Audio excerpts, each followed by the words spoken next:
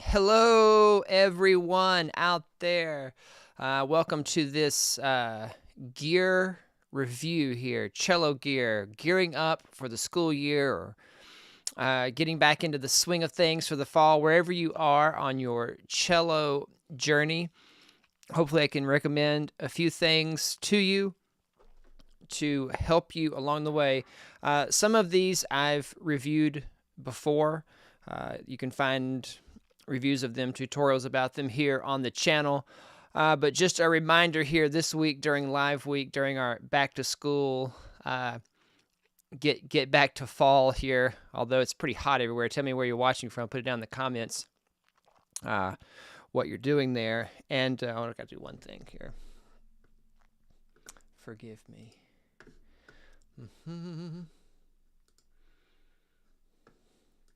Links to everything that I talk about here in the live stream will, of course, be down in the description.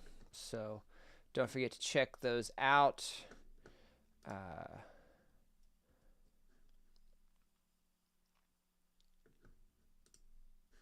And we're just going to go over them.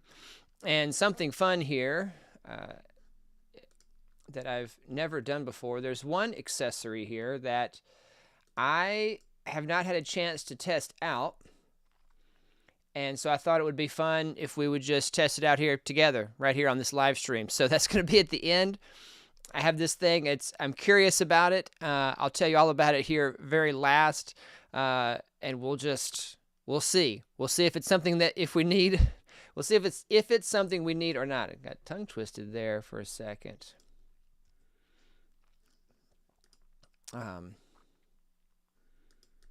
Forgive me here. Hold on. All right. Okay, now we're ready here. Making sure we have all of our friends here. On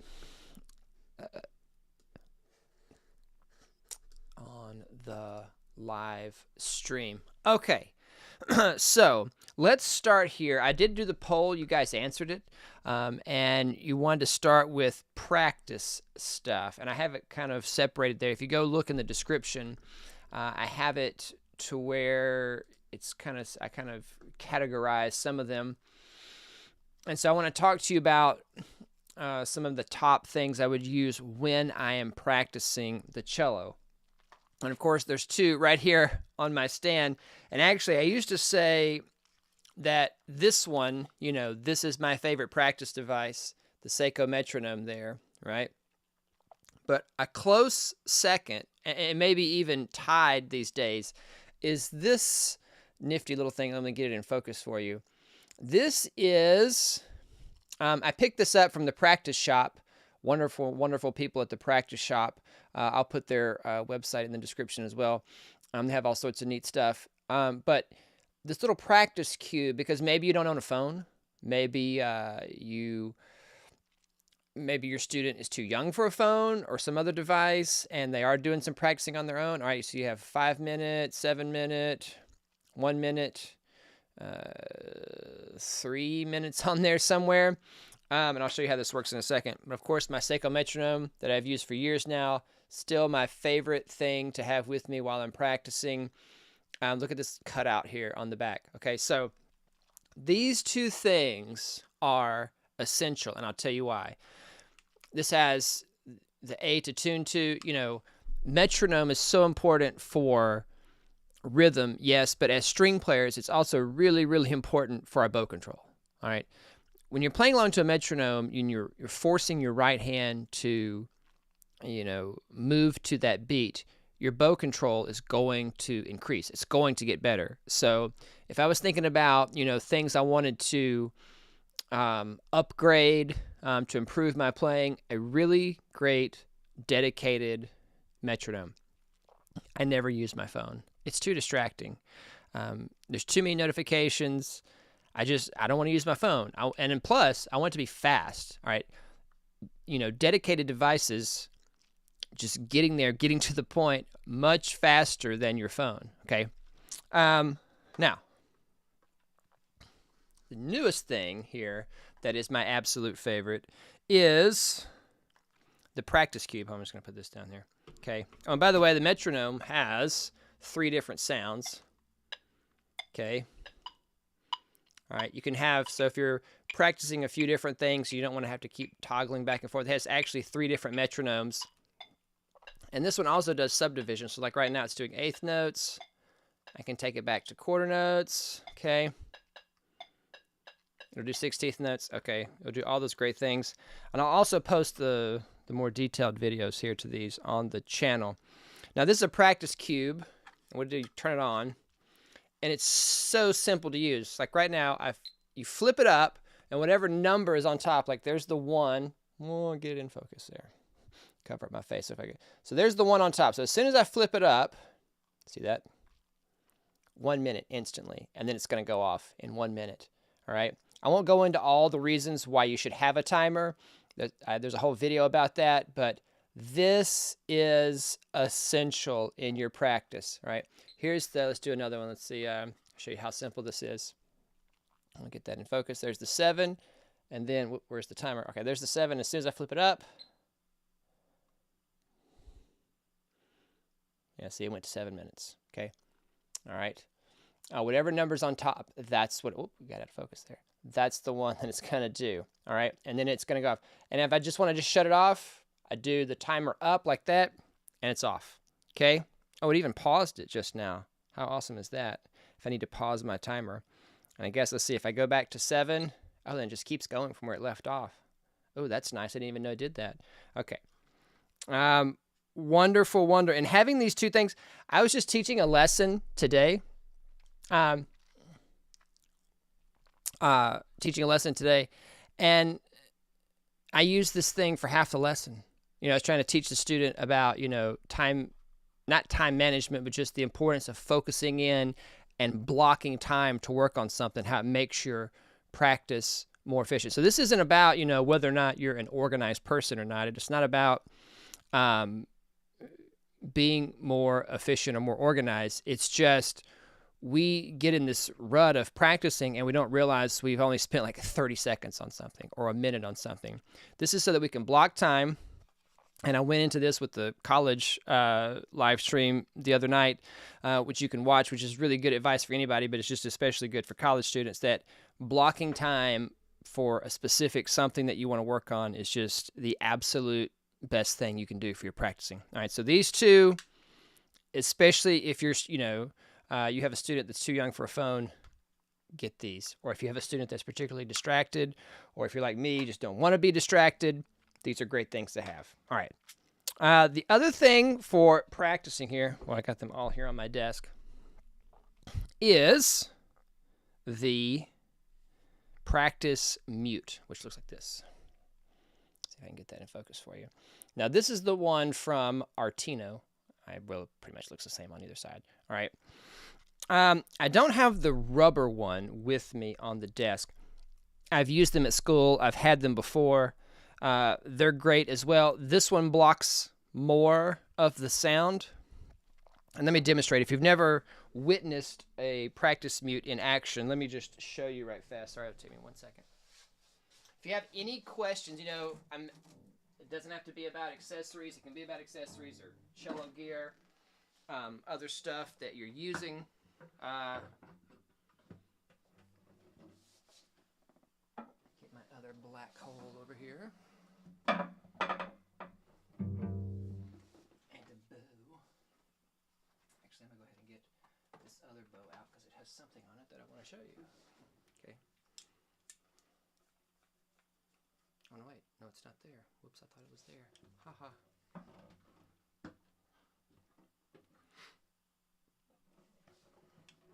All right. So there's the cello.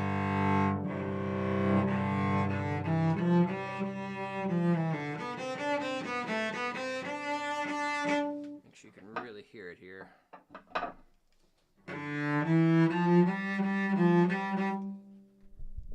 It's not too loud, but I want to stress the point. All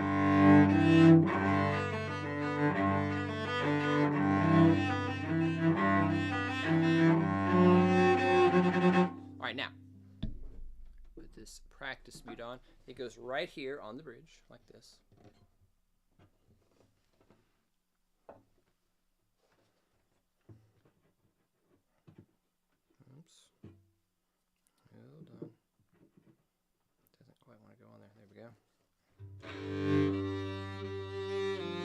using the same arm weight.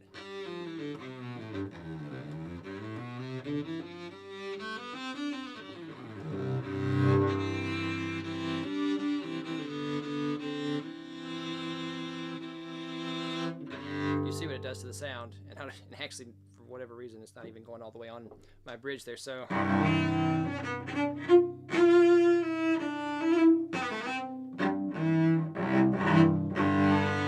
little hiding for you, and that's with the mute off.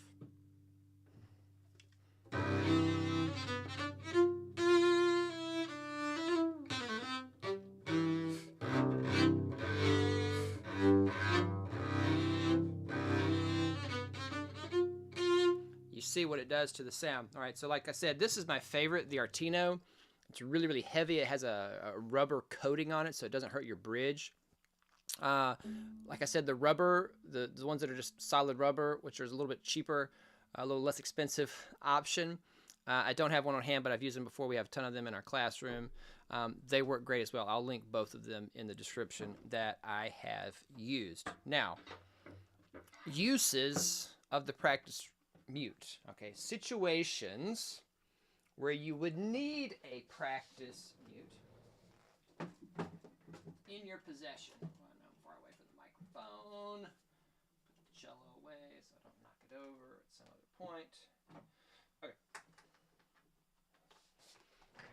When have I used a practice mute, either myself, bump, hopefully I didn't go too bump, either I've used a practice mute for myself or for students? Well, if you're in college and you're in an apartment, or anybody that's living in an apartment, and you're having to practice at all hours of the night, we all know how it is when you're in college. This is definitely an essential tool so that you can practice whenever and wherever you want, because it takes away all the overtones and all, essentially just deadens the sound so that you can practice. You can put the full weight of your arm in the bow, practice left hand. Of course, because it takes away all the tone, you can't really work on listening for tone, okay? But just to get your fingers moving, to be able to play your pieces, to be able to there's many, many things you can get done.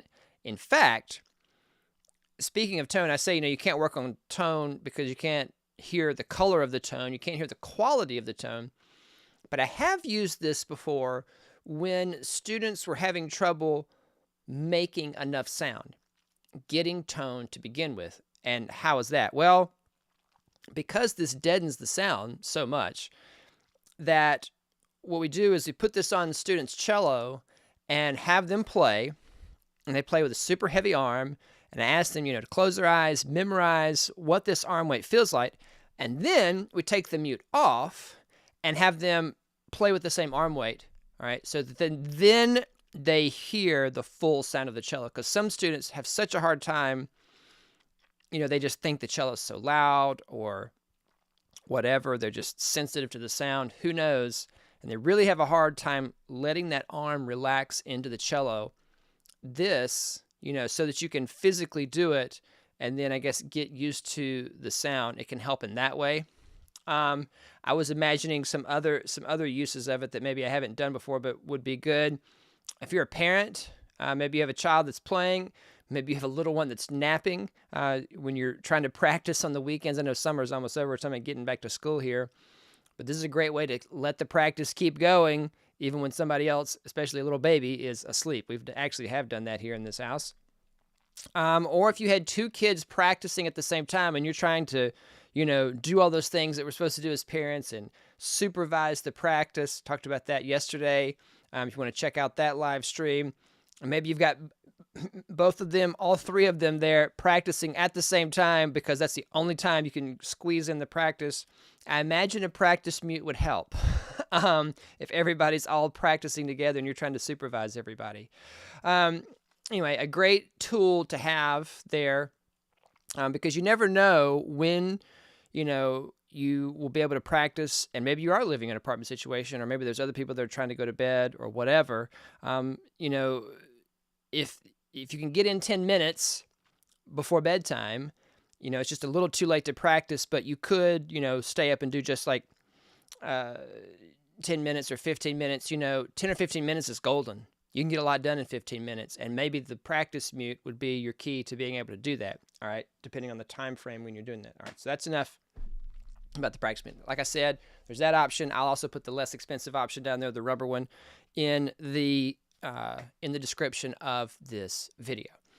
Okay, next up on our list with practicing is, and I won't go into too many visuals here with this because I have a whole video also dedicated to practicing with a cell phone, but this is my Joby grip tight stand, and the cell phone goes in here, okay, and it's adjustable, you can adjust back and forth. Now, of course, you can just throw the phone on the stand, okay? You're always going to be able to get the audio, no problem. But if you want to be able to see yourself a little bit better, this can be great. And this can actually sit on the stand. It doesn't sit on the stand great. You might want to put this one in a chair. I also have this kind, which you can kind of wrap onto the stand up on the top, okay? I'll also link that video in the description as well. Both of these are great, and they both come with this, the mount here for the phone. It's just I use the other one. I use the other mount at school. Okay, I use this here on my desk to hold the zoom, which is now laying on the desk. Anyway, so it has this kind of standard, screw here. Both of them do. And they're super great for holding the phone and making a good recording. All right, and this one actually even comes with, you can use this one as a selfie stick if you need that. Comes with a little Bluetooth button, which is not attached. But anyway, a great little stand for your phone. What else do I have here on my desk of goodies to show you? I don't see any questions yet. Okay, let's see what else. Practice-wise, because that's what you guys asked for first. All right, let's move on. Actually, this one surprise item here on my desk that we're going to test out together comes with the practice category. I know you're fascinated, and I'm fascinated as well. Now, rock stops. Here we go. End pin holders. My favorite is still, I have two here in the studio, one for me, one for the students, is the Black Hole. You can see how old and used mine is. All right. I love this thing. It sticks so well. In fact, it sticks so well, they only make one size for cello and bass. They don't make a bigger one for bass because this will hold the bass. That's how I even discovered this.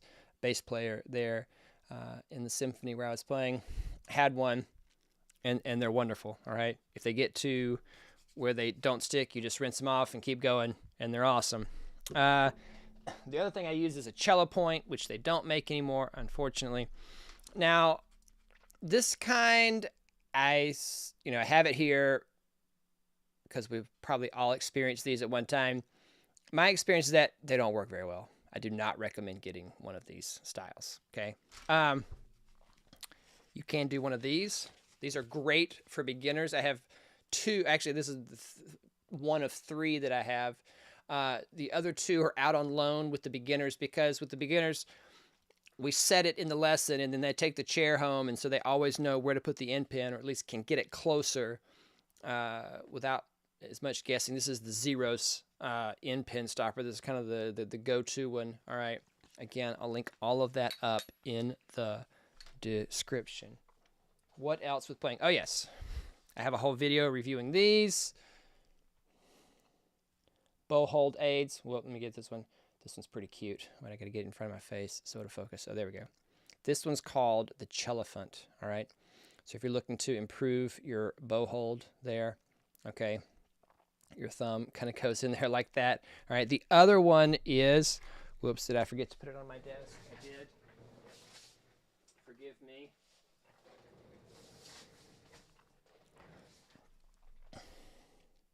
String Vision. Gotta get it in front. There we go. All right. Again, I have a whole review about this. It has a place for your thumb. It's awesome. Okay. Wonderful, wonderful. And this one, because it's so sleek, you can't even tell that there's something on the. I mean, this one you can kind of, this one looks kind of, it's pretty cute and fun, but it's, probably don't want to be putting this on if you're in college. Okay, this one, professional symphony players use this one because you can't even tell. All right, it's there, keeps your hand nice and comfortable because it's rubber, absorbs some of the stress. All right, and it has a place for your thumb. If you're a student, or if you are a student, and you're having trouble keeping your thumb from sliding under the bow, this is a great solution. These things are awesome. I mean, I don't use one because these things were not around. If they'd been around when I was young, I probably definitely would have had one. But since, I've gotten used to playing without it, that's the only reason I don't use one. Okay. Other things playing wise. Oh yeah, let's talk about rosin. Again, I have a whole video about rosin. Good rosin matters, actually. Okay, I use the Andrea. Oh, focus. Okay. Which I think it's all called Cecilia now. It's not even called Andrea anymore. Whoops, I forgot. See, I've been using it for so long, I still call it by the old name. The quality of rosin matters. I'll link that video up here in the description, but if there was something I was going to get for starting at the school year right, helping improve my sound, that was pretty, wasn't going to break the piggy bank here, definitely some better rosin. And speaking of improving my sound, strings. I have kind of a package here. Whoops. I use these Spire cores. These ones are old, but I've used them for like a couple of decades now. This is what they look like in the package. All right. C&G Spiracore Tungsten and Larson A&D. Now, that's at the very, very high end of cello strings. At the very low end, budget option, like the ones we use in our classroom, are the Diodario Preludes. All right. If you're renting an instrument, make sure you check first to see, the shop may change the strings automatically. It may just be a part of your rental plan. But for sure, if you own an instrument, if you've gotten a hand-me-down instrument or something you bought from a friend,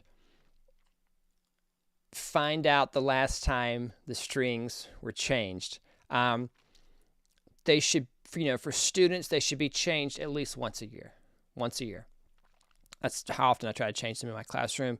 I try to change mine a couple of times a year. I think at my height, I changed them, like when I was playing even more than I am now, I would change them, every 3 months. I think my wife, who's a professional performer, changes hers about every 3 or 4 months. So, for sure, after a year's time, even if it hasn't been played on that much, just the stretching and being on the instrument and they get dirty, whatever, change the strings. Okay, even if you get the cheapest option there that I've put in the description, will make your instrument sound so much better. That will help you start the year off right.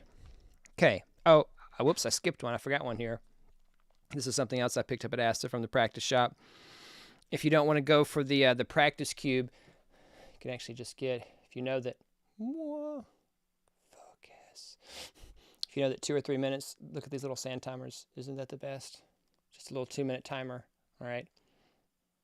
You can get a lot done in 2 minutes if you focus. Okay, what else do I have here? Let me check what else I have to show you. Strings, metronome. You did the phone holders. Okay. That's all the big stuff. Make sure I'm not forgetting anything. Now, a couple of higher end accessories here for your interest that I use. I use my iPad a lot more. I bought one last year during tax-free weekend. And I've been using it all school year. And the pedal that I've been using is this Page Flip Dragonfly, all right, which is wonderful. Actually, I got this, so that I could explore it. This is the little bit higher end model. It has actually 4 pedals, and you can customize all of these pedals to do different things. I haven't even used these these ones right here. Just haven't had a chance to explore them.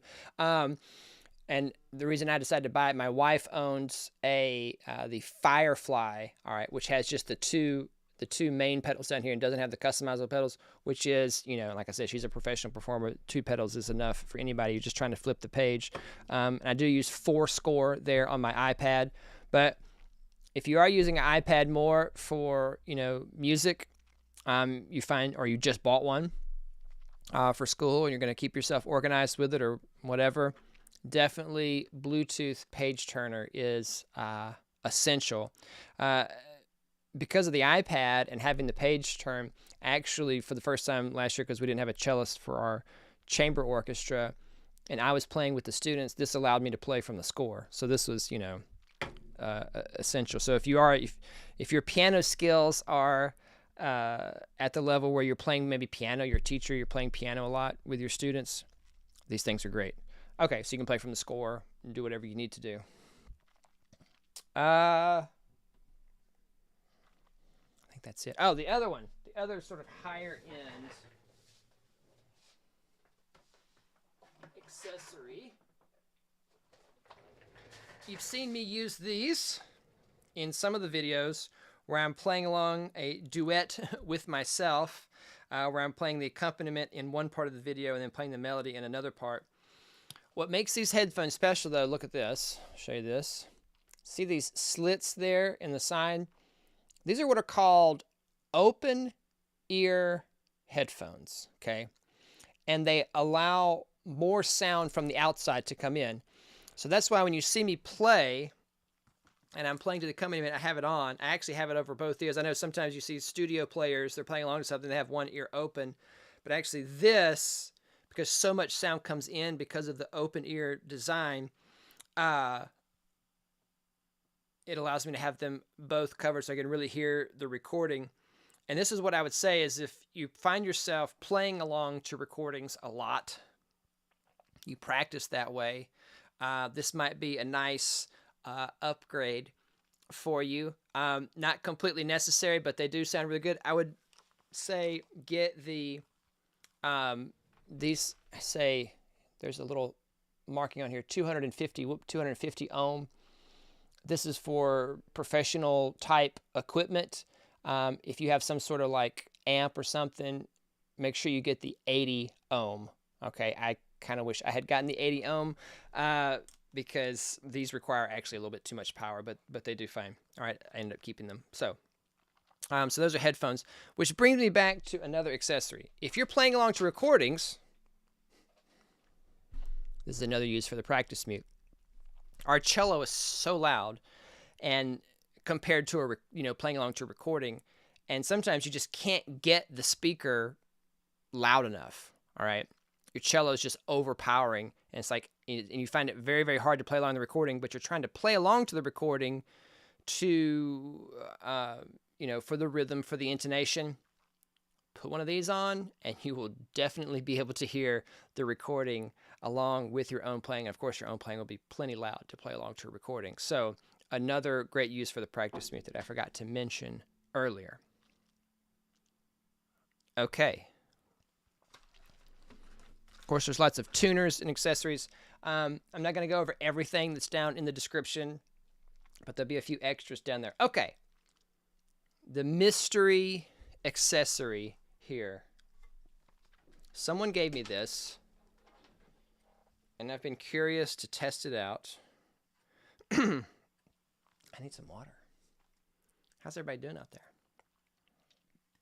Summer is wrapping up. All right. This is called this Honeytone. And what it has a standard Korg pickup, which, by the way, if you have a tuner, you can get one of these. I've used these a lot. I know what this is. This is a pickup that goes on your cello, but this is a little amplifier. And the reason I'm interested in this is not that I necessarily want to play through a tiny little amplifier. I have a big guitar amplifier if I ever need to do that, but I'm curious if this thing would allow me to hear myself a little better. Because with the cello, as with singing, but I think even worse sometimes on the cello, is that the sound goes out away from us. You ever heard yourself on a recording and you're like, oh my gosh, you know, it's like the first time you hear your voice on a recording, you're like, that's not me. And it just sounds crazy. It's because the sound is going out. Okay, your ears are meant to catch sound coming this way, and so sound which is always going out or only going out sounds much different, all right? And sometimes we get fooled. But I'm going to clip this here. So what it has is a little speaker, all right? And I don't want to get it too close to the microphone. And what I'm doing is I'm taking the pickup and I'm clipping it to my, oh, you guys can't see that. Clipping it to my, maybe I could get this here to where you can see it and also make it to where it won't be so loud. There it is, okay. Now I'm going to turn this thing on. This is going to be interesting here. It's not very loud. Oh, there we go.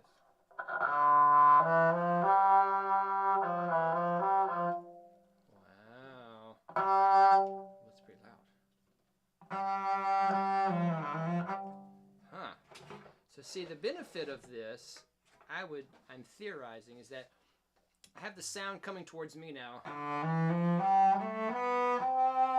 Like on a monitor. Oy, but it's the tone is so oy.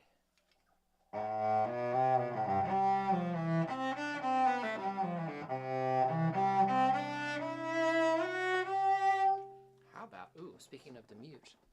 So then it's like an electric cello situation here where I'm just getting the vibration. So what I'm going to do is, so that I'm going to put have the Artino practice mute on it. I'm just finding all sorts of uses for this thing.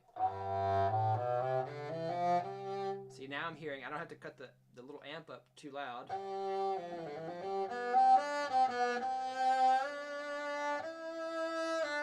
Ooh.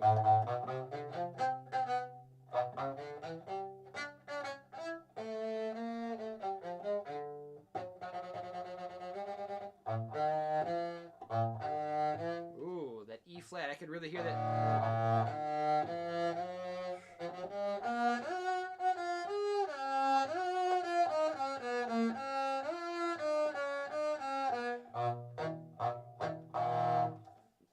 I'm wondering if this could be a tool to help me with my intonation, because, you know, again, having the sound coming straight at me, it just...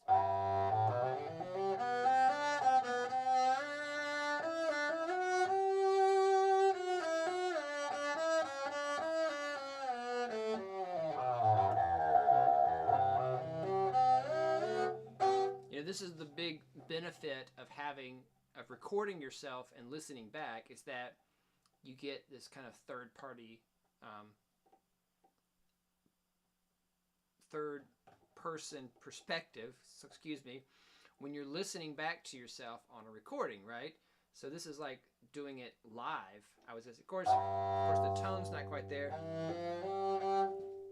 Let's see, what does it have up here? It does have a little tone button. I can change things a bit. Have some, whoa, minor control here. Oh, I can play with distortion.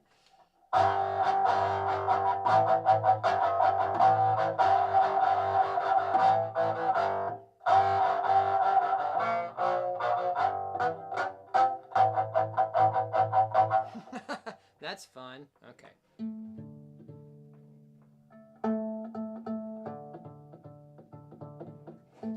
I can make it very clean.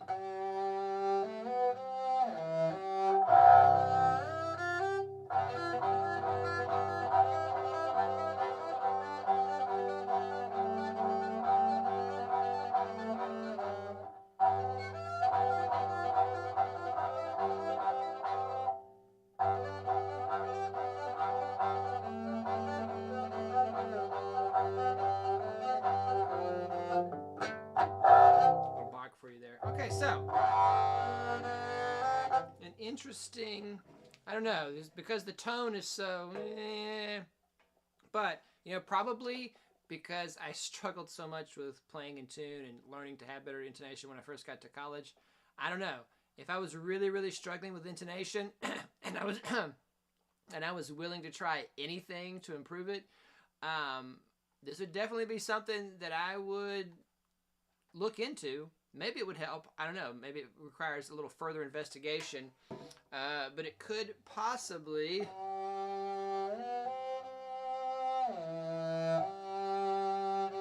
because you get the instant feedback, okay, of what you are actually playing. Okay, so that's that. The Honeytone little portable pickup. It just runs on a 9-volt battery. Okay, I will... It's not in the description at the moment, but I will find it and I will link it up for you guys. What a fun little thing there, okay? Or maybe you're just looking for something fun to kick the year off with. You could get yourself a little amplifier and play some distorted cello out in the yard on the porch. Okay. All right, I've had fun talking to you guys about this stuff. If you have any questions about any of these items, any of these accessories, gear, whatever, you need more string recommendations, please put it in the comments. If you're watching this on the replay, put it in the comments, and I will look for those. All right, be sure and tune in to more live streams coming the rest of this week. Thanks. Where's my button? There it is.